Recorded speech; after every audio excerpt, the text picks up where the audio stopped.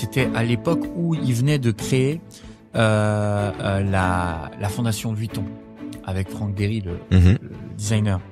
Et donc, j'ai décidé avec l'argent que mon ex-copine m'avait prêté d'investir 500 € sur les 3000. Pour moi, c'était énorme à l'époque, dans des moules en silicone et dans des transferts, etc.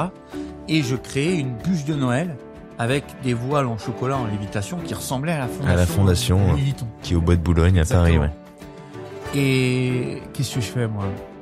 La technique Pascal Café. Je prends une boîte en alu et en polystyrène blanc, pardon. Et c'était super drôle parce qu'en plus je l'ai récupéré chez un poissonnier, elle sentait le poisson, c'était n'importe quoi, juste pour vous raconter la scène. Et je prends mon train donc d'Avignon à Paris, 2h40 de train. Avec votre création dans la boîte en polystyrène. Exactement. Et je vais quand je dis à tout le monde à Avignon, je vais ramener ma bûche à Bernard Arnault. Personne me croit, ils me disent tous, mais qu'est-ce qu'il raconte, lui? Qu'est-ce qu'il dit? Qu'est-ce qu'il nous raconte comme connerie? Je vais au 22 avenue Montaigne. Bien entendu, je tombe sur un gros gorille de la sécurité qui me laisse pas monter. Il appelle des gens, la fille qui descend et trucs et bidules. Mais j'ai une dégaine enfin, ça va pas, quoi. Je suis pas dans le mood parisien. Et vous arrivez en disant, je veux voir Bernard Arnault? Ouais. Et puis avec une caisse blanche qui sent le poisson. Au 22 avenue Montaigne, en face du Plaza. Et je dis, et je suis arrivé comme à la boulangerie. Je dis, excusez-moi, je viens voir monsieur Arnault.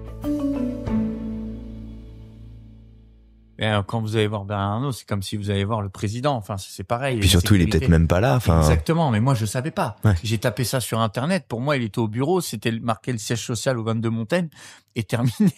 Et en fait, on m'a pris pour un fou.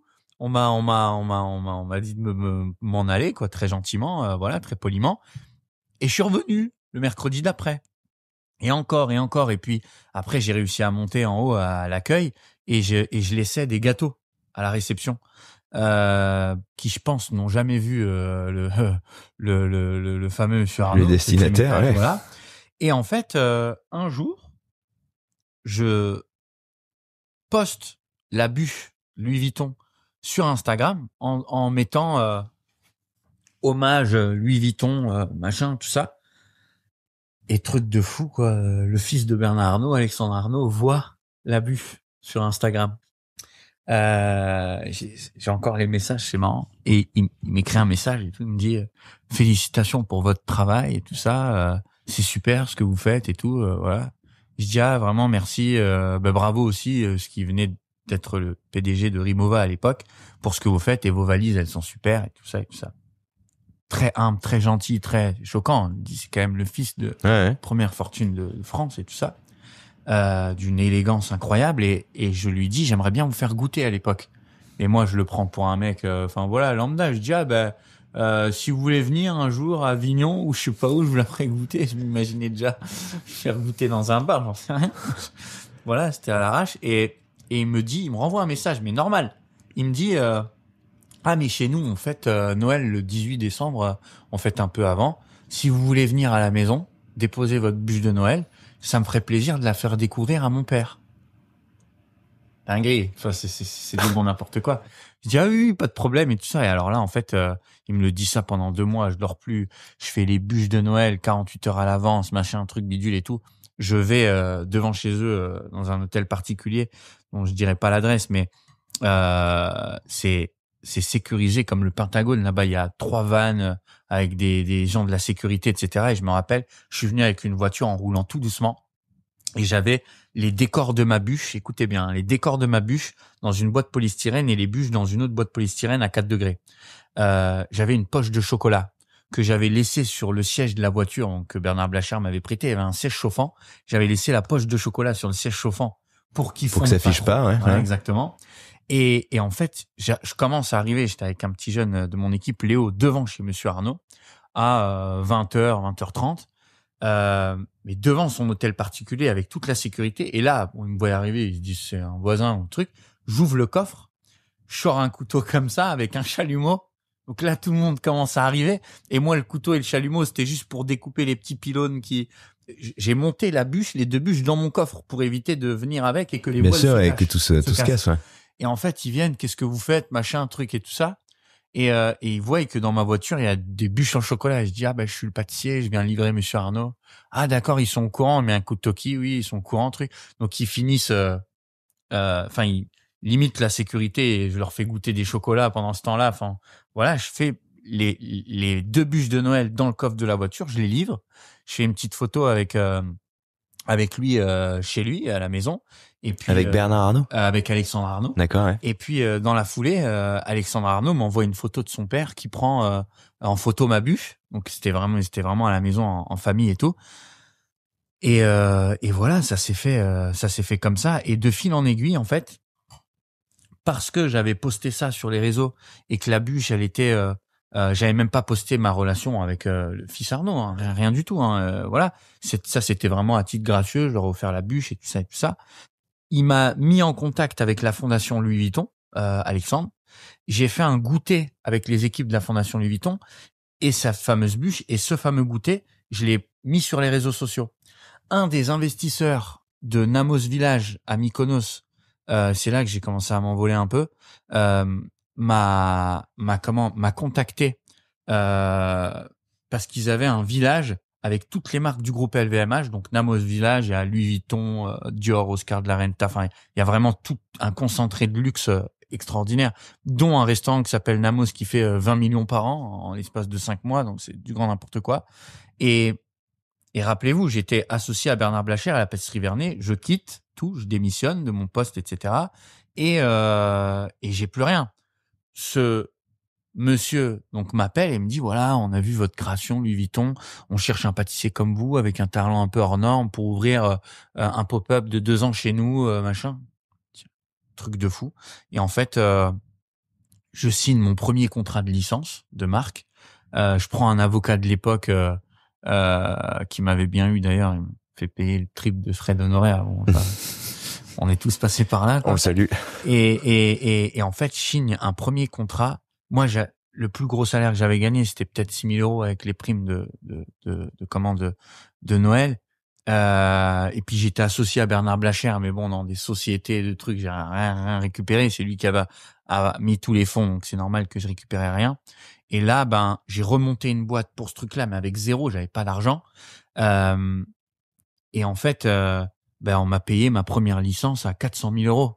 Donc, à l'âge c'était en 2017, donc j'avais 24 ans, 23 ans et demi, peut-être 24 ans. On me signe, je fais une bûche de Noël comme ça, juste avec l'argent de mon ex-copine pour Bernard Arnault. Comme ça, je me suis dit, parce que moi, à la base, quand je quitte Bernard Blacher, tout le monde me dit « Ah, mais tu peux pas quitter un mec comme ça. » Donc, je vais aller encore plus haut. Je me dis peut-être Bernard Arnault, il va m'ouvrir une pâtisserie à Paris. Je savais pas, voilà. Donc, il m'a pas ouvert de pâtisserie à Paris, mais ce que j'ai fait pour eux, ça m'a permis d'ouvrir à Mykonos. Et quand vous donnez à quelqu'un qui a jamais rien eu un chèque de 400 000 € d'un coup, enfin c'était un virement, ma banquière elle m'appelle, elle se demande s'il n'y a pas une erreur, etc. J'avais plus de découvertes qu'autre chose, moi, normalement. J'ai, à partir de ce moment-là, c'est marrant parce que quand j'ai commencé à toucher ce premier virement, pendant 6 mois, j'ai même pas osé y toucher, en fin de compte. J'ai même pas osé y toucher et je cherchais par tous les moyens des gens autour de moi pour me dire qu'est-ce qu'il fallait que je fasse avec les sous, comment investir avec 400 000. Je voulais en faire 10 millions. Moi. J'avais beaucoup d'ambition. Et en fait, je me suis concentré sur cette saison. Ça a fonctionné du feu de Dieu. Enfin, Donc vous êtes parti là-bas. Vous avez tout mis en place là-bas. Ouais. Exactement. Je suis resté 7 mois. Il m'avait mis un appartement de fonction, etc. Et ce qui s'est passé, c'est que comme Bernard Blacher, il avait cette carte business, il m'a dit à la pâtisserie Vernet, on va pas faire qu'une pâtisserie parce que les gâteaux Kiki, il me disait, un mardi après-midi à 16h, tu crois que tu vas en vendre combien des choux au chocolat? T'en vendras 2 et 2 à 4,50, tu vas pas gagner ta vie. Donc, on va faire une formule avec des pistes saladières, des trucs, du salé pour le midi. Et c'est le midi, le salé qui nous ramenait suffisamment d'argent pour payer la pâtisserie. Et le week-end après, ça grossissait. Il m'a fait un modèle économique, qui pouvait cracher, entre guillemets, de l'argent, du cash flow, tout au long de la journée. Donc, formule petit-déj, midi et après-midi avec le tea time. C'est ce que j'ai fait à Mykonos, mais version haut de gamme. Donc, j'ai commencé à aller vers plus un mode d'influence, la couture, le parfum, des choses comme ça, pour aller avec Mykonos. J'ai fait des petites salades, des bœufs wagyu, des machins. J'avais travaillé chez Robuchon et ainsi de suite. Donc, je connaissais beaucoup de cuisiniers. J'ai pris des recettes. Puis j'avais un sens déjà un petit peu d'esthétique et tout ça. J'ai fait des belles salades et tout avec les prix de Mykonos. Et le restaurant a fonctionné. Sauf que là-bas, les clients qu'il y a, c'est des clients d'une autre planète. J'avais un petit glacier à l'entrée du restaurant. On faisait presque 10 000 euros par jour juste en glace. Et la boutique, elle faisait entre 25 et 30 000 euros par jour au restaurant parce que il y avait des tables de 4, ils prenaient 3 bouteilles de Dom Pérignon à 1 800 euros. Par bouteille de Dom Pérignon, ils me faisaient des additions à 7 000. Ils étaient 4 parce qu'ils avaient bu 3 bouteilles en l'espace de 2 heures. Et en fait, paradoxe extraordinaire parce que quand j'ouvre cette fameuse boutique, un documentaire d'ailleurs qui était sorti sur ma tête, je me retrouve du mec d'Avignon sans rien ni personne qui sortait du foyer à moitié débraillé machin à Mykonos, Gigi Hadid, Kate Moss, Bella Hadid, De Niro qui viennent manger chez moi. Enfin, j'ai des vidéos avec eux, ils boivent des jus, des trucs et tout, c'était n'importe quoi. J'ai fait mon travail, je me suis spécialisé un peu dans le truc, j'ai affiné le modèle économique en donnant un côté esthétique et en essayant de remonter un peu le cours du marché à contresens de ce qui existe déjà en pâtisserie. Et en fait, Mykonos a été tellement un succès que un jour, il y a un mec qui se pose, qui est de Gstad, qui est en vacances, etc. Et il me dit, tiens, j'ai un hôtel à Gstad, et ainsi de suite. Est-ce que ça t'intéresse de venir, machin? Voilà, aucun problème. Pareil, pop-up. Donc, j'arrête Mykonos en septembre. Je prends ma prime de fin de saison. Je sors de là-bas. Je suis à presque 600 000 euros. C'est n'importe quoi. Enfin, pour moi, en tout cas, je savais même pas quoi faire avec ça. Et lui me re-signe une autre licence pour aller à Gstad en Suisse. Et là, je sais pas, vie de footballeur, quoi. Le mec, il m'envoyait des jets privés du Bourget pour aller en Suisse, et des hélicoptères pour monter à Gstad. J'avais une équipe de 10-15 pâtissiers et encore un laboratoire extraordinaire. En fait, de Gstad, j'ai eu l'opportunité d'ouvrir au Qatar. J'ai ouvert 2 boutiques au Qatar. Du Qatar, j'ai eu l'opportunité d'ouvrir un petit pop-up à comment ça s'appelle, à Shanghai dans le mall Plaza 66 sur 6 mois avec un investisseur pareil que j'ai rencontré à Gstad. Ensuite, j'ai ouvert à Bahreïn. De Bahreïn, j'ai ouvert à Courchevel 1850.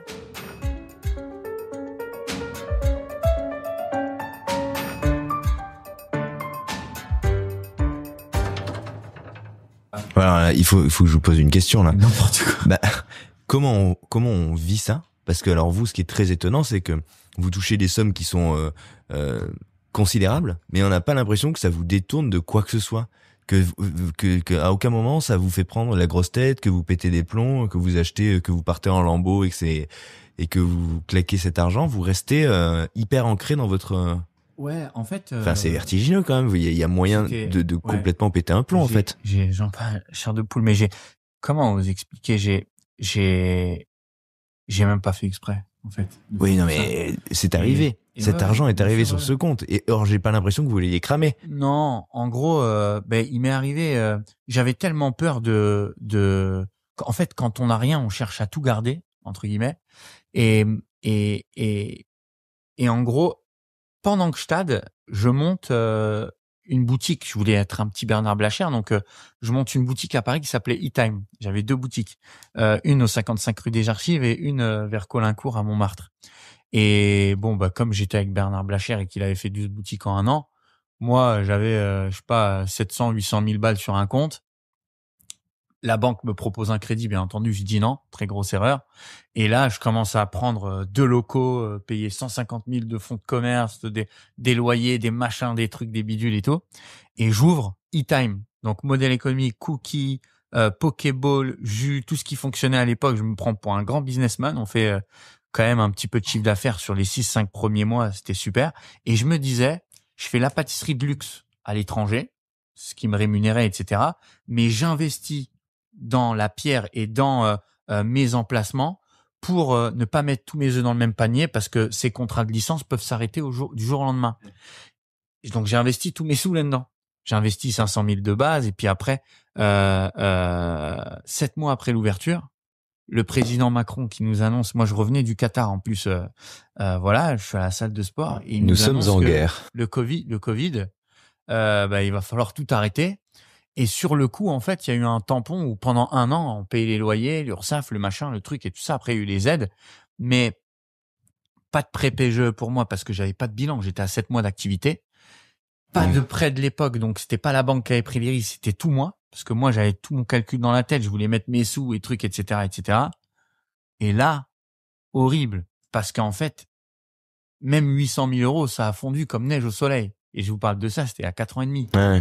Pendant le Covid. Donc, en gros, ils m'ont tout pris. Je me suis retrouvé de plus 823 000. J'ai les captures d'écran là, sur mon compte. C'était marrant quand vous avez ça capturé. Et puis après, je me suis retrouvé à moins 70 000 à la banque, qui me prêtait des sous, qui me faisait des facilités de paiement, des trucs, etc. Et plus rien. Donc, dépôt de bilan pour les boutiques. J'ai fait un peu le pirate, j'ai récupéré le matériel, j'ai vendu des frigos que j'avais payé 4 000 euros, je les ai vendus à 200 euros, 300 euros pour avoir un peu de liquide, parce que j'étais interdit bancaire, donc fallait bien que j'essaie de manger des trucs et tout. Je passais de tout à rien. Mais j'étais pas plus traumatisé ça parce que je revenais à mon état normal en fait. Ouais. Et sauf que moi, je suis une éponge et je me sers de tout pour continuer de grandir et j'ai fait des erreurs.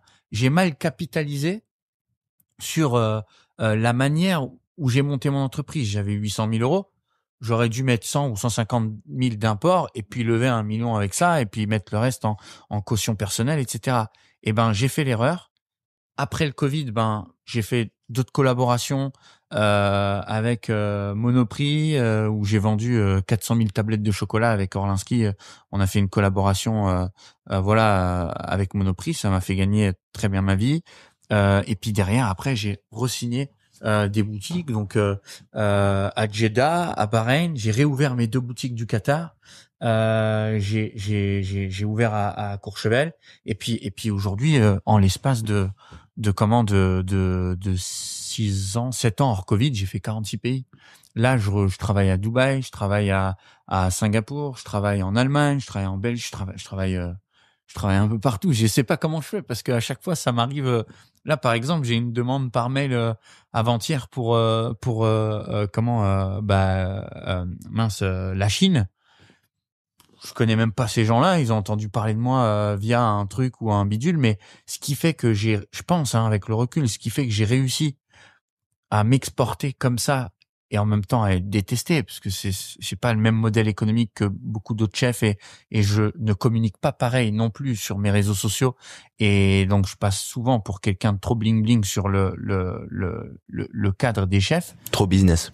Certainement, voilà, parce qu'en fait, dès l'âge de 20 ans, j'ai pas été avec des chefs. J'ai eu cette sensibilité de Robuchon, un peu à l'école du casse, machin, où j'ai beaucoup de respect pour tout ça, mais j'ai été tout de suite mis dans le bain des entrepreneurs. Et en fait, on m'a appris, entre guillemets, comment faire en sorte de, valoriser un contrat, sur quoi communiquer. Aujourd'hui, c'est bête, mais il y a des centaines de personnes, dans ma profession qui peuvent me critiquer parce que je communique sur mon lifestyle autant que sur la pâtisserie, mais on est dans un monde d'influence. On est dans un monde de conneries où le moindre guignol, qui fait du cerceau devant sa caméra et qui a des followers, il peut avoir des contrats pubs avec Hublot ou je sais pas trop qui. Et ça, pourquoi? Parce qu'on est dans un monde où maintenant Instagram, c'est le nombre de likes et de vues qui compte. Mais quand vous postez que des gâteaux, ça fonctionne pour certaines personnes. Et quand vous avez un lifestyle comme ce que j'ai avec les pays où je communique sur le fait que, en réalité, c'est pas si facile que ça tout le temps. Et quand j'arrive par exemple, là, c'est un peu hors norme. Cette semaine, en 1 semaine et demie, j'ai fait Bahreïn, Qatar, Dubaï. Je suis arrivé hier à 6 heures du matin. Dans 48 heures, je repars à Tokyo. Je me tape 14 heures d'avion. Après, je prends un train de 3 heures. Je pars à Toyama. De Toyama, je fais Osaka. Et en fait, tout ça, quand je le mets sur les réseaux, et les gens, ils me prennent pour un fou, un ovni, parce qu'ils se disent, mais attends, il dort quand? Et c'est ça en tout cas, ça, c'est la recette gagnante qui fonctionne pour moi. Et c'est tout bête, mais quand, par exemple, on me dit, ah oui, mais là, tu vois, tu devrais pas montrer ça ou ça, par rapport à des cadres de vie comme, on m'envoie des avions des fois privés ou des choses comme ça, beaucoup devraient, me disent ouais, c'est mieux d'être tabou là-dessus, etc. Mais c'est tout bête. Quand je poste une photo dans un avion privé ou à la première d'un gros porteur pour aller à l'autre bout du monde et que le mois d'après, je suis en face d'un CIO au Qatar, à Dubaï ou aux États-Unis, eh ben, croyez-moi que parce qu'il a vu ça, le contrat, il a pris 25%. Parce qu'à un pâtissier lambda, on va peut-être lui dire, bon, c'est OK, ça va, c'est OK. Mais quand vous êtes en face d'un CIO qui se dit peut-être que bon bah ça va pas aller parce que déjà il sait un peu le prix du billet d'avion du truc etc.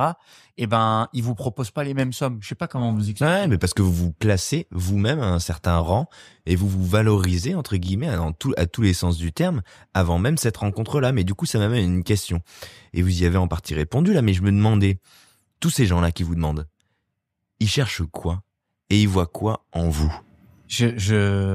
En fait, là par exemple, j'étais avec mes investisseurs de Dubaï là qui ça fait 3 ans que je travaille avec eux, qui renouvellent le contrat et ainsi de suite et tout ça. Et Qu'est-ce qu'ils viennent chercher? Je pense que je sais pas, sincèrement, je pense que mes créations, juste pour parler de mes créations 2 secondes, elles sont. Ah ben on va surtout parler des créations maintenant entendu. parce que. Bien sûr, mais mes créations en fait, moi je suis un très grand passionné de mode, d'art et de parfumerie et d'expérience client en général. Et quand je fais une création, il y a jamais rien qui est laissé au hasard. Par exemple, le rouge du cœur de Saint-Valentin que j'ai fait pour le restaurant où je travaille à Dubaï, et ben c'est le rouge E440 d'un certain rouge à lèvres de chez Saint-Laurent. Il y a toute une histoire autour. Ici, la tarte à la fraise qu'on va vendre au Barlon, elle est à l'amande, à l'hibiscus et à la fraise. Il me vient de l'inspiration d'un parfum de chez Guerlain qui vient qui s'appelle le rouge chéri. J'ai certains plissés noirs sur certains gâteaux qui me viennent d'une inspiration du dernier défilé des robes d'Azedine Alaya et des imprimés bleu, azur, etc. qui me viennent du dernier défilé de Dior. Et en fait, je regarde un peu tout ce qui se fait autour de moi hors mon métier. J'essaye de suivre un minimum de pâtissiers pour pas être influencé par ce qu'ils font. Et j'essaye de créer l'exception, non pas par le meilleur gâteau toute l'année, parce que des pâtissiers, il y en a des excellents, et à un moment, une recette, ça reste une recette. J'essaie de créer l'exception dans l'expérience émotionnelle client que j'arrive à apporter via l'histoire que je raconte. Aujourd'hui, ce qui est la meilleure manière de jamais s'arrêter, parce que finalement, ça, vous pouvez essayer de le reproduire. Exactement. Et aujourd'hui, enfin, différemment, en frappant des inspirations différentes. Bien entendu. Ma pâtisserie, ça n'a pas été ma passion pendant très longtemps. J'ai été passionné des gens dans ce métier. Je suis un très grand fan de Yannick Aleno et d'Alain Ducasse, par exemple. Alain Ducasse, je le vois, j'ai la chair de poule. Eh ben, j'ai été passionné de ce genre de personnes-là, mais le métier n'a pas été ma passion directe parce que c'était un truc que j'ai fait pour me sauver la vie. Et aujourd'hui, c'est mon moyen d'expression le plus sincère parce que j'ai des lacunes humaines qui me permettent peut-être pas de m'exprimer toujours aussi bien qu'avec mes gâteaux et ainsi de suite et tout ça. Et en fait, je pense sincèrement que quand vous êtes honnête dans votre démarche et que vous allez au bout des produits, que vous ne mentez pas avec la qualité de ce que vous cherchez, eh ben, quoi qu'il arrive, ça paye. Et en fait, c'est un peu comme dans le film Sloop Dog Millionnaire, vous l'avez vu, il a eu plein de difficultés et s'il arrive à gagner, qui veut gagner des millions, c'est qu'à chaque question, il a un truc qui lui revient partie de l'engrenage. Ouais. Et moi, en fait, chaque chose de ma vie, chaque difficulté, chaque chose m'a appris un truc qui me fait être une meilleure version d'aujourd'hui. Par exemple, Bernard Blacher sur les rudiments du business, Joël Robuchon sur la rigueur au travail et la sensibilité. Voilà, les livres d'Alain Ducasse que j'ai dévorés sur la sélection des matières premières d'exception et sur la manière dont il faut pouvoir créer une entreprise gastronomique et comment réussir à fédérer les équipes. Parce qu'avant d'être des grands chefs cuisiniers, ces gens-là, c'est des gens qui ont réussi à fédérer des équipes et réussi à les garder. Monsieur Ducasse, il a des gens qui travaillent dans son groupe, si je ne m'abuse, depuis plus de 15 ans, 20 ans. Et ça, quand on est un chef, on se doit, en tout cas c'est mon avis à moi, on se doit d'apprendre l'entrepreneuriat, non pas l'entrepreneuriat des idiots qui passent que par l'argent et le bénéfice et ainsi de suite, mais l'entrepreneuriat de la responsabilité qu'on porte envers nos employés et surtout comment découpler son savoir-faire en privilégiant aussi la formation de nos employés. Moi aujourd'hui, sincèrement ma plus grande victoire avec les difficultés que j'ai, comme tout être humain et ainsi de suite, c'est de voir que dans mon groupe, bon, j'ai seulement 33 ans, mais on est 108, 108 personnes qui travaillent avec moi et pour moi. Et j'ai des gens, que ce soit en bas ici, la pâtisserie de tout âge, et à ma boutique, donc que je suis en train d'ouvrir à Paris, qui travaillent mais avec une loyauté et un acharnement qui est sans nom. Et pourtant, je suis peut-être l'être humain de tout leur entourage le plus dur avec eux et le plus intransigeant. Et en fait, j'ai une petite nana qui travaille pour moi qui s'appelle Ivana par exemple, ou un chef qui s'appelle Mehdi, ou un autre chef qui s'appelle Alexandre. C'est des gens, je prends jamais aucune pincette pour leur dire les choses et je suis très dur avec eux, mais je suis tellement sincère, tellement bienveillant dans ma démarche, même dans la dureté, en toute humilité, que ces 3 personnes-là, mais j'en ai plus de 20 dans mon groupe, si je les appelle un mardi soir à 3h30 du matin pour un mal personnel ou professionnel, ou qu'il faut aller à la guerre parce que j'ai un nouveau contrat qui arrive, ils sont là. Et ça, j'en parle, j'ai la chair de poule, c'est extraordinaire parce que créer une entreprise, c'est beau, acquérir un savoir-faire, c'est beau, mais tout le bien que l'entreprise apporte d'un point de vue familial quand on crée des choses, c'est ce qu'il y a de plus joli. Et moi, j'ai trouvé mon équilibre familial avec tout ça parce que je peux vous raconter tout ce que je veux. Il m'est arrivé des trucs extraordinaires. Mais putain, j'ai eu un film sur l'histoire de ma vie, quoi. J'étais à Avignon, 26 ans. Je parle avec Bernard Blacher, je dis tiens, il y a un producteur qui m'a appelé, il veut faire un film. Il a des pâtes dans la bouche, il finit ton assiette kiki là, qu'est-ce que tu me racontes et tout. Et 3 ans et demi après, film à 7 millions d'euros de budget alors qu'un touch-up c'était 8. Juste pour vous donner l'idée de la beauté du truc, et des post-prod et des images. Je fais l'avant-première au Grand Rex, qui est la plus grande salle de cinéma d'Europe ou du monde, etc., avec 3000 personnes dans la pièce. Et Bernard Blache, et Jamel Debbouze, qui est le coproducteur du film, alors que je le regardais dans la salle télé du foyer quand j'avais 9 ans. Et ça, tout ça, quand je le raconte, ça fait rêver tout le monde. Enfin, rêver, ou alors on me dit bravo, c'est un parcours hors norme et tout ça. Mais ce qui fait, je vais répondre à votre question tout à l'heure, c'est la plus importante pour tous les gens qui nous écoutent. Il faut pas se tromper d'ambition. Moi, je suis parti de zéro. Et tout à l'heure, je vous ai dit un truc qui peut-être peut étonner. La vraie difficulté, elle a commencé à partir de la Coupe du Monde. Et je vais vous dire, aujourd'hui... C'est quoi? C'est d'être à la hauteur, la difficulté? C'est pas que d'être à la hauteur, c'est avant, j'avais rien. J'étais rien ni personne. J'avais tout à faire. Aujourd'hui, quand on acquérit un certain, je sais pas, standing ou stade, ou alors que on arrive à monter des entreprises, je vous dis, j'ai 108 ou 110 personnes en fonction des turnovers. C'est 108 ou 110 personnes qui vous connaissent et qui comptent sur vous quelque part, indirectement. Et pour un mec qui arrivait même pas à compter sur lui à la base de sa vie, c'est une sacrée responsabilité. Une pression constante d'être comme ça. Et moi, mon équipe, c'est ma deuxième famille parce que je suis très seul. J'ai rien, moi, j'ai pas de famille, j'ai personne, voilà. Et en même temps, ça peut pas être 100% ma famille parce qu'il faut qu'il y ait toujours un cadre un peu hiérarchique. Donc, je trouve le bon équilibre entre tout ça.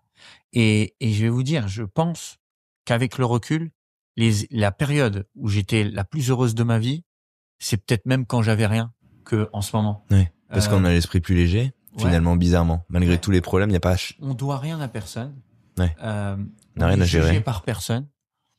Quand vous excellez pas, vous n'êtes pas critiqué et vous vous remettez un peu peut-être moins en question. Et quand je dis pas se tromper d'ambition, c'est que, c'était le sujet de mon livre, parce que je voulais pas, en 2025, 2024, surtout les réseaux sociaux, on entend un tas de guignols, pardon, je parle avec mes mots, mais dire que avec la persévérance et que si on s'accroche, tout sera facile, que en fait c'est donné à tout le monde, c'est des conneries, c'est pas vrai. On peut s'accrocher et on peut réussir des choses, mais réussir sa vie, c'est être équilibré pour être heureux en toutes circonstances. Moi, vous m'avez dit, mais t'as pas pété un plomb, etc. Si, j'ai fait une très grosse dépression et j'ai pensé même à des choses, même parfois un peu moroses, parce que il y a un moment, et c'est très logique, j'ai jamais rien eu dans ma vie et tout ce que j'ai fait, c'était pour me sauver la vie. Mais quand j'ai commencé à me retrouver dans un Boeing 777 pour aller aux États-Unis en première classe d'un truc avec l'hôtesse qui me demande la température que je veux et une autre qui me dit je fais votre lit à quelle heure, alors que j'étais en train de frauder le train il y a encore 5 ans et 7 ans dormir dans la rue, ben je fais la rétro. Sur le coup, je suis fier de moi comme un abruti, voilà. Non, mais je fais la rétrospective sur ma vie et en fait je me dis mais putain, ouais, j'ai fait tout ça, cool. Mais avec qui je le partage? À chaque victoire que j'ai, quand j'ai signé mon contrat à Courchevel, c'était le rêve de ma vie. J'ai mis 4 mois à aller signer le contrat, alors que pendant 1 an, on a fait des échanges de mails d'avocats pour négocier les licences de marque, les trucs et tout ça. Ça m'a fait stimuler, ça m'a rêvé, puncher, clac, il renvoie un mail, je vais passer par la fenêtre, truc, on va lui monter, truc. Ça m'a fait rêver. Et quand il s'agissait de le signer, parce qu'on avait tout dealé, j'ai mis 4 mois avant d'aller le signer et j'ai trouvé un pote à moi que je connais depuis 1 an pour qu'il vienne le signer avec moi. Parce que juste le fait de prendre ma voiture, d'aller à Courchevel et de signer ce fameux contrat sans me dire que je vais le partager avec quelqu'un de ma famille, tout simplement, il y a aucun goût. Donc vous pouvez gagner des millions d'euros et acquérir ce que vous voulez.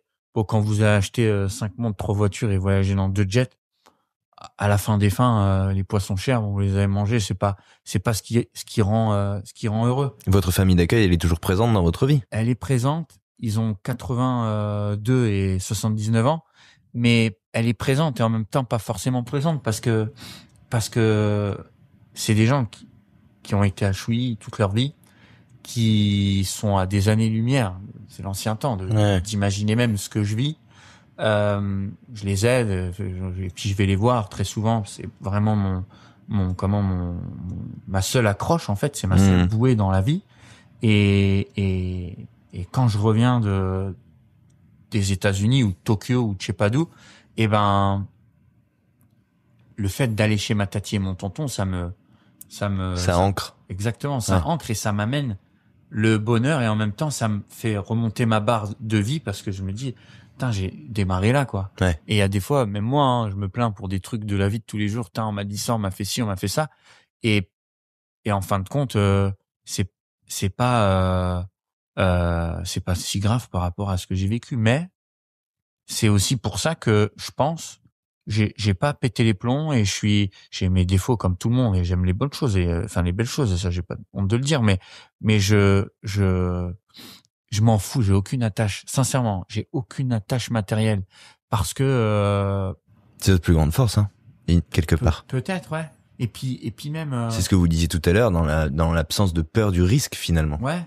Et puis quand vous avez vécu comme ça, sincèrement, vous savez que 90% des gens qui vous entourent aujourd'hui, bon, est-ce que réellement ils sont là pour vous? Ils m'auraient tendu la main quand j'étais en train de faire la manche à Nice ou quand je suis pas sûr. C'est beaucoup d'émotions pour moi de faire cette interview ici ou comme toutes les interviews, même le moindre gâteau que je crée au Royal Monceau, parce que quand je suis monté à Paris, j'ai omis de vous dire, mais j'étais avec un copain, il s'appelle Ayoub, c'était très très drôle. On s'est posé ici au Barlon, c'était il y a 7-8 ans. La première fois que je suis monté à Paris, c'était Pierre Hermé, le chef pâtissier à l'époque. Et on demande un café. Nous, on s'est dit que ça allait être 5 euros, quoi. C'était, je sais pas moi, 14 ou 15 euros. Et mon pote, il a dit, ah, j'ai pas soif. Et en fait, on a pris un café, on s'est posé ici. C'était notre petite part de luxe à nous et tout. Et tout ce que je fais aujourd'hui, ça me paraissait tellement inaccessible que, en réalité, maintenant que je le fais, je le vis avec beaucoup de philosophie et puis je le vis avec des gens qui sont ultra simples, quoi. Directeur de l'hôtel, il pourra vous le dire. Des fois, on se voit le soir, on débriefe, on truc et tout. On va jamais dans des grands restaurants. On fait que des petits trucs parce que je suis quelqu'un de profondément simple. Même, et par contre, je montre l'inverse parce que c'est mon fonds de commerce, c'est mon capital. Mais c'est pas votre ADN. Pas du tout. Moi, j'aime les belles choses et je m'éduque dans les codes du luxe parce que je travaille pour ce genre de C'est votre personnes. environnement, ouais, de travail. Exactement. Mais j'oublierai jamais que je viens de Chouilly avec ma tati et mon tonton et que au foyer j'ai parfois été obligé de voler pour manger. Donc je pense que quand on a vécu ça, on peut pas trop péter les plombs. Et j'ai quelques amis, par exemple, qui sont footballeurs ou chanteurs ou rappeurs ou ce que vous voulez, parce qu'on vient tous du même endroit, un peu, voilà, la difficulté. Tous ceux qui ont pété les plombs, entre guillemets, enfin, pété les plombs, c'est ceux qui ont un mauvais ancrage autour d'eux. Et alors, vous, c'est quoi votre solution, c'est de pas en avoir? Ouais, en fait, moi, la chance que j'ai eue, encore une fois, Bernard Blachère, par exemple, quand j'ai commencé à gagner 4-5 000 euros, il m'a dit, mais attends, 5 000, mais fin d'année, tu vas avoir peut-être, je sais pas combien d'impôts à payer. Donc, je pensais déjà aux impôts avant même d'aller au restaurant m'acheter des gambas à 60 euros. Ouais. Vous voyez ce que je veux dire? Ah, bah ouais. Et encore une fois, la chance que j'ai eue, c'est cet entourage business qui m'a non seulement dit que la réussite au long terme, c'était la manière dont on se remettait en question chaque jour et que rien n'était jamais acquis. Et au-delà de ça, oui, même si j'avais gagné 1, 2, 3 millions, les gens qui est autour de moi, ils pensent tous, je sais pas, enfin, j'étais avec un gars là, Courchevel, le gars, je sais pas, il est dans le pétrole, il fait 300 millions par an. Quand vous êtes avec des gens comme ça, bon bah, ouais. C'est ça relativise. Ouais, et puis vous redescendez. Ouais. Et puis vous avez votre ancrage qui fait que vous avez les pieds sur terre. Ouais. Mais du coup, c'est ça qui continue de vous faire courir parce que la reconnaissance, vous avez commencé cet entretien en disant finalement on cherche toujours la reconnaissance, mais la reconnaissance quelque part aujourd'hui vous l'avez. Non, je l'ai pas. Enfin, j'en ai un petit peu, mais et la plus belle d'ailleurs de celle que j'ai, c'est la reconnaissance de certains de mes employés. Voilà. Quand j'ai une petite nana qui me dit vraiment merci pour tout ce que vous avez fait pour moi, j'étais commis il y a un an et vous m'avez poussé, mais aujourd'hui je suis sous-chef ou chef de parti et tout ça. On m'envoie un message comme ça, limite je chiale, parce que ça me touche vraiment. J'ai l'impression d'apporter vraiment quelque chose à quelqu'un. Et laquelle de reconnaissance vous manque, du coup, puisque vous dites non, je l'ai pas? Peut-être celle d'une famille, je sais pas. Des fois, moi, vous savez, par exemple, l'époque du film, il a cartonné le film, on l'a vendu dans 19 pays, il est dans les avions Air France, il est passé dans tous les cinémas. Tout le monde me dit, ça a dû être une expérience folle et tout ça. En réalité, c'était l'expérience la plus dure de toute ma vie. Non pas parce que j'ai raconté mon histoire, parce que j'ai vu des psychologues toute ma vie, j'étais obligé à être social enfant. Je peux vous raconter la mort de mon petit frère comme ça, sans problème, mais parce que j'avais des centaines de personnes qui me disaient félicitations tous les jours, sans pouvoir réellement le partager avec quelqu'un que je sais pas, ma mère quoi, ou mon père, ou des sœurs, ou qui vous voulez quoi. Et ça, c'est un poids qui est, en fin de compte, bon, c'est une fatalité. Et vous savez que dans tout ce que vous allez faire dans votre vie, ce sera toujours des nouvelles personnes. Et il y a ma tati et mon tonton, mais bon, ils comprennent pas un dixième au début. Ils ont compris que 1 an et demi après que c'était pas un documentaire, c'était un vrai film. Et c'est bien qu'ils aient cette part de comment on dit, ouais, d'innocence quelque part. D'innocence. Mais c'est même pas. Je, je vais vous dire, je vais vous raconter un truc. Hier, ma tati, elle m'a envoyé un message à comment, j'ai rien à cacher, je vais vous le dire. Elle m'a envoyé un message il était minuit 21. Je lui réponds. Et je viens, désolé ma petite tati, je recommence demain au Royal Monceau. Je viens ici quelques jours par mois. Désolé pour le manque de nouvelles, j'étais un peu déconnecté en ce moment. J'ai fait 4 pays en une semaine et je pars au Japon vendredi. Et je lui marque, je suis un peu fatigué. Pourquoi parfois je me demande pourquoi je fais ça, mais ça me fait plaisir de te lire. Même moi, je me demande pourquoi je fais ça. Ouais.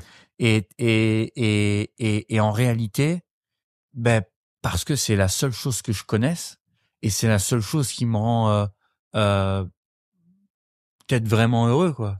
Quand je monte un projet ou quand je suis en haleine, parce que là pour 2026 j'ai beaucoup de projets d'ouverture avec des grosses marques et que là cette année on est en février, j'ai déjà fait 7 pays, et ben je réfléchis pas, je deviens toujours une meilleure version de moi-même parce qu'à chaque projet, je suis obligé de me remettre en question et travailler des défauts et acquérir des qualités et ainsi de suite, etc. Et puis embaucher plus de monde et me valoriser encore plus auprès d'eux et ainsi de suite et tout. C'est la seule chose que je connais. Ouais, C'est comme un ouais. alcoolique. Ma mère, elle était dépendante à l'alcool et à la drogue. Moi, je me suis juré que je boirais jamais une goutte d'alcool. Et je bois un verre de vin de temps en temps, mais j'ai jamais été bourré de ma vie et je me droguerai jamais de ma vie.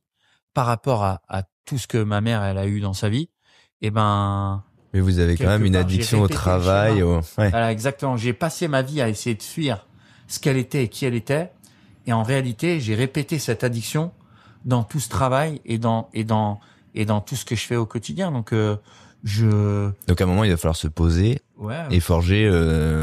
Exactement. C'est la plus grande question de la famille pour combler ça. Ma copine, mais je suis même pas sûr que je. Ah bah ça va être, c'est un bon début quand même. Ouais, d'avoir quelqu'un à ses côtés. Sûr, c'est pas mal. J'ai des gens qui j'ai de la chance parce qu'en fait j'ai des gens qui sont extraordinaires autour de moi.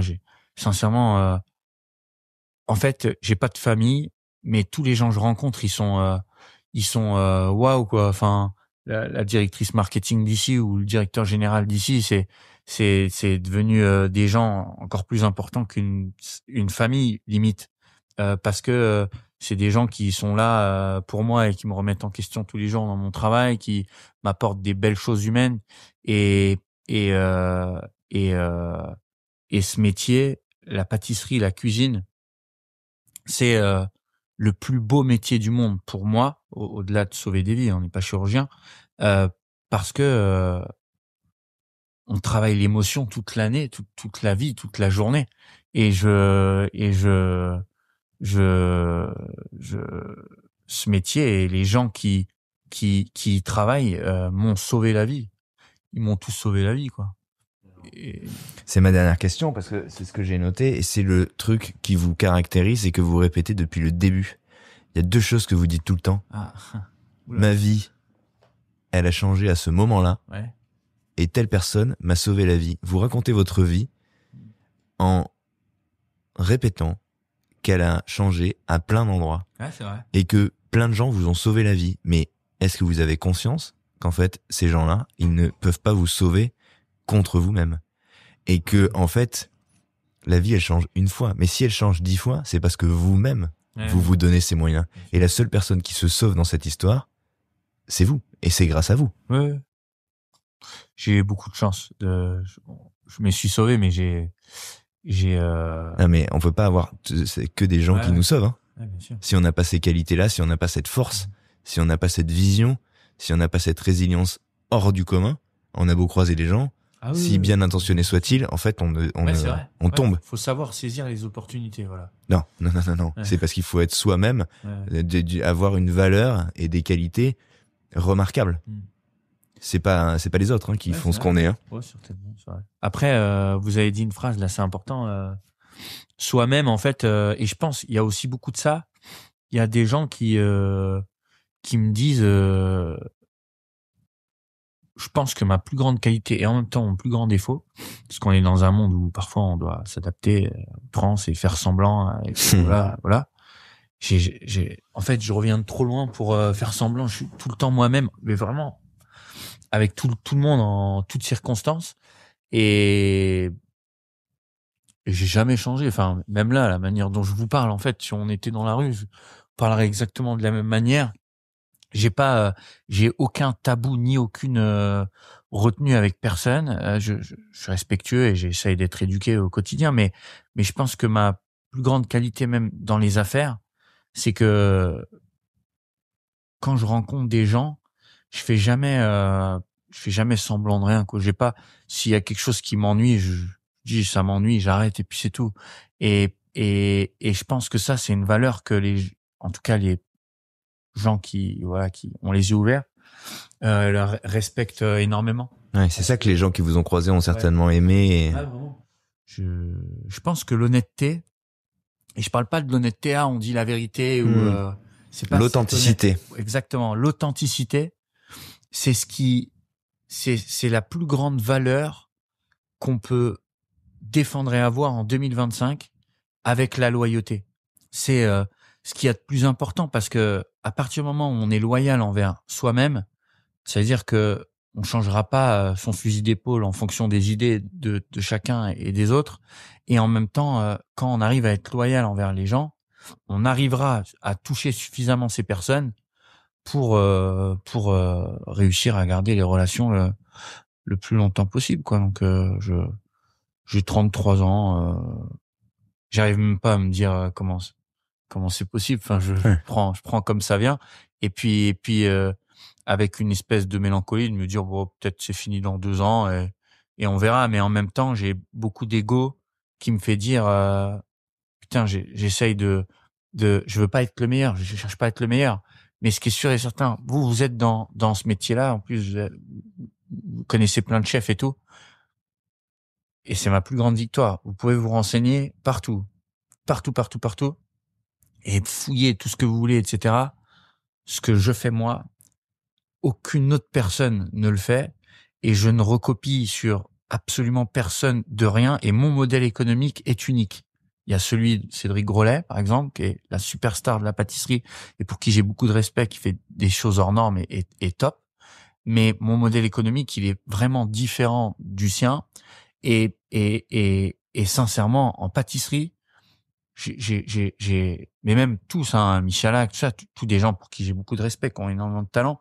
Je connais pas 2 personnes qui arrivent à faire autant de choses que ce que je fais dans le monde aujourd'hui. Et c'est pas de l'arrogance, hein, je le dis avec beaucoup d'humilité, mais je veux vraiment développer mon style, mon ADN. Et tous les gens qui me rejoignent, ils me rejoignent jamais pour mes gâteaux, en fin de compte. C'est dingue. Vous pouvez interviewer 15 personnes de mon équipe. Ils vont pas vous dire, il fait les meilleurs gâteaux ou des trucs. Pas du tout. Parce que les meilleurs gâteaux, bon, ça dure 2 ans, un meilleur flan de Paris, et puis après, il y en a un autre qui arrive et il y a encore un meilleur flan et ainsi de suite et tout ça. Ils viennent pour moi. Et les valeurs que j'essaye de défendre et les choses réelles que je leur apporte dans leur vie. J'ai 4 personnes, ça fait plus de 7 ans, 8 ans qui travaillent avec moi, Bastien, Xavier, tout ça.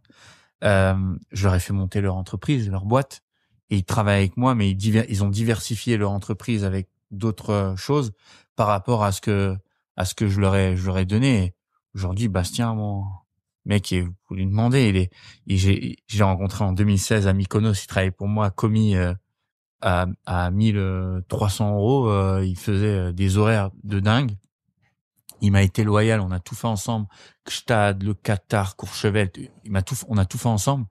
Aujourd'hui, il fait 25 000 balles par mois à la force de ses bras parce que il a diversifié son modèle et que je suis très content quand il m'invite au resto et que voilà, et ça, c'est ma plus grande fierté. Donc voilà, j'essaye de faire ça et on verra, hein. J'aimerais bien rester ici au Royal Monceau le plus longtemps possible parce que c'est ma fierté à moi d'être là, en fait. J'aurais jamais imaginé être chef dans un palace. Là, je suis même pas chef pâtissier comme les autres chefs pâtissiers. Je suis sous licence de marque. Donc, du haut de mes jeunes 33 ans, j'ai le même contrat que Pierre Hermé. C'est n'importe quoi. Ça veut dire que mon modèle économique, que j'ai créé depuis plus de 10 ans, il a fonctionné. Je ne suis pas employé d'un système et d'un modèle. Je vends des services et je mets à disposition mon nom en mettant des équipes qui vont créer les produits que j'ai dans la tête. Et ça, c'est ma plus grande fierté. Donc ce lieu, pour moi, il est ultra symbolique. Et chaque matin, quand je pense que c'est un des trucs, le Royal Monceau, qui me rend le plus heureux dans ma vie. Sincèrement, parce que chaque matin, quand je me réveille et que je viens au travail à pied, parce qu'on est dans un joli quartier, il n'y a pas un seul matin où je prends pas un gros bol d'oxygène, où je me dis pas, putain, c'est ça ma vie maintenant. Ouais. Je vais travailler là, dans un palace. Qui a demandé à ce que ce soit vous qui veniez. Non, mais c'est vrai, c'est ça ma vie maintenant. J'étais en train de frauder le train pour rencontrer Pascal Café. C'est n'importe quoi. Donc et si je tiens à l'exprimer comme ça, c'est parce que 90% des gens qui me connaissent, ils savent pas tout ça. Ils me voient, et moi, avec ma petite veste noire, je passe souvent pour un mécotin, je suis très timide, donc j'ai du mal à parler avec les gens et tout ça. Et s'ils savaient à quel point je suis heureux, reconnaissant de tout ce que je fais, quoi. Voilà, c'est dingue, hein. C'est vous qui êtes dingue. Ouais, c'est fou. Voilà.